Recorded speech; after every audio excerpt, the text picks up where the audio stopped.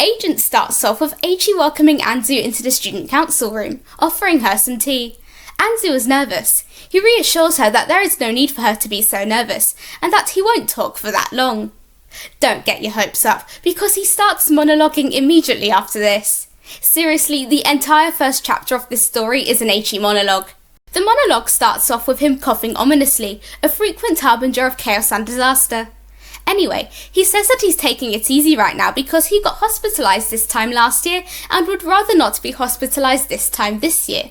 Since everyone else in the student council is busy, he's lonely and is happy that Anzu accepted his request for a leisurely chat over a cup of tea. Anzu grows uncomfortable, believing that something is amiss. She is quickly proven right, as Eichi reveals that he has ulterior motives and is once again asking her to do something for him, and she can't refuse because it's her job, and she should also be thankful for the tea he gave her. What's the job? Well, Eichi wants her to be a secret agent. Coming off as a paranoid dictator, Eichi explains that since he's in hospital a lot, Keito, the vice president of the student council, seems to be holding more power than him. He says that Keito does most of the presidente duties around here, and most people work for him, rather than Eichi, the actual president. So, he wants Anzu to become a secret agent and execute some orders that Keito and the other student council snakes aren't allowed to know about. He's very cryptic about it, which also caused me to doubt my own literacy skills when reading this story. He reassures her by saying that he's also going to do some work towards their mystery plan, so she doesn't have to do the whole thing on her own. Eichi says that they need to work as hard as they possibly can in the name of Christmas spirit. He then offers her tea. Meanwhile, Keito is in the archery grounds, gossiping with Mao about the Sakuma brothers. At the same time, he is also giving him instructions. He tells Mao not to rush things, as they're not in a hurry. Keito literally says the same thing that Eichi did, telling Mao that he's also going to be working on his end.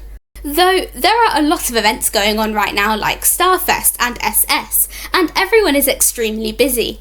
Eichi is busy promoting some random-ass B1, and there are rumours of an S3 happening somewhere.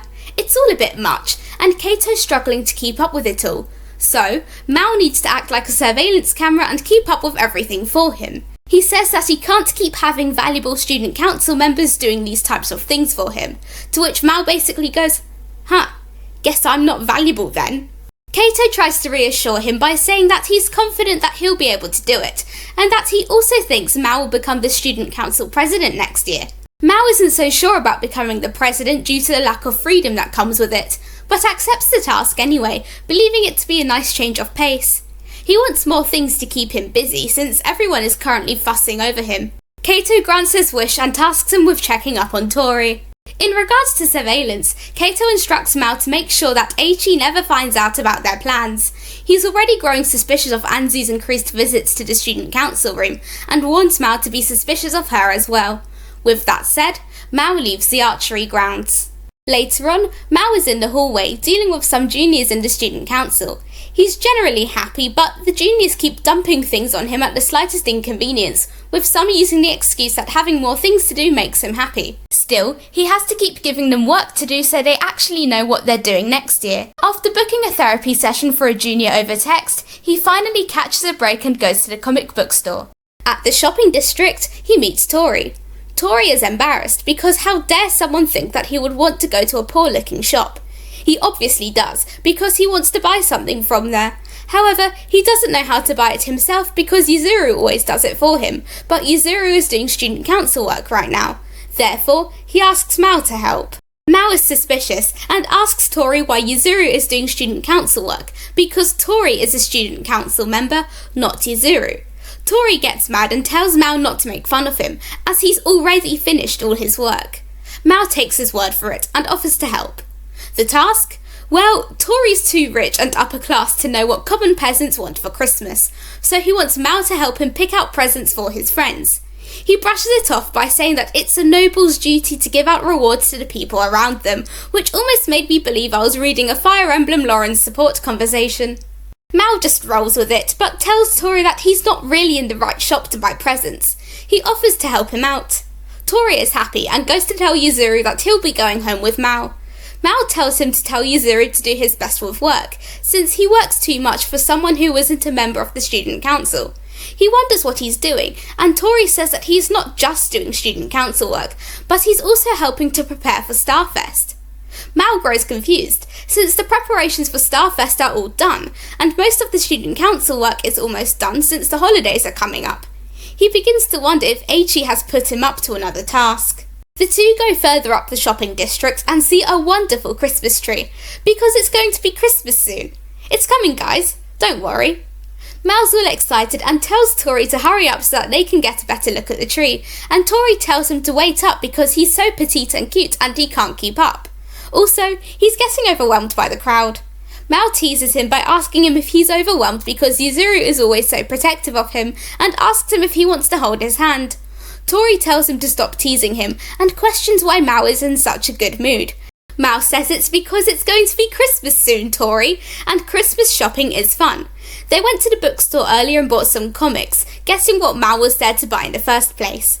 Tori entrusts the manga he brought to Mal, since Yuzuru always confiscates things that he believes will impede Tori's growth and development, scribbling over quote-unquote inappropriate things to shield Tori's pure and innocent eyes from such filth. So, Tori will read them in secret at school. Mal comments that Yuzuru is way too overprotective and that Tori should be able to read stuff that is not PG family friendly, also asking Tori if he has any interest in things that are not PG family friendly, since he's a healthy, growing boy. He quickly takes that back, realising that his question was probably offensive and that Tori has spaced out. He then asks Tori if he's okay, and Tori says he is, but he's looking over at something in the distance. It's Anzu. They both recognise her and Mal calls her over. Tori then runs up to her and hugs her. They then ask what she's doing, and she says that Yuzuru has sent her to buy some things. The three decide to go shopping together. Tori asks Anzu if she wants him to buy anything for her, even offering her a villa. Mal jokingly asks for a villa too, since his sister has started storing her stuff in his room. Tori responds by saying something along the lines of, "Well, my sister listens to everything I say. It must be down to bad upbringing." Mal then asks Tori if he wants anything himself, saying that Isara Santa will buy him anything he wants. Tori, confused, asks Mal if he is Santa, and also asks if Santa lives overseas. Mal is also confused, before suddenly realising that Tori still believes in Santa. Before he can open his fat gob and destroy Tori's belief in Santa, Anzu silences him. Tori doesn't understand what's going on between the other two, and simply says that he's cold, and the three hold hands and head to go and get something to eat. Tori comments that the three of them holding hands like this makes him feel like his parents came home, which is really sad. The next evening, Eichi and Keito are in the student council room. "It's going to be Christmas soon, Keito."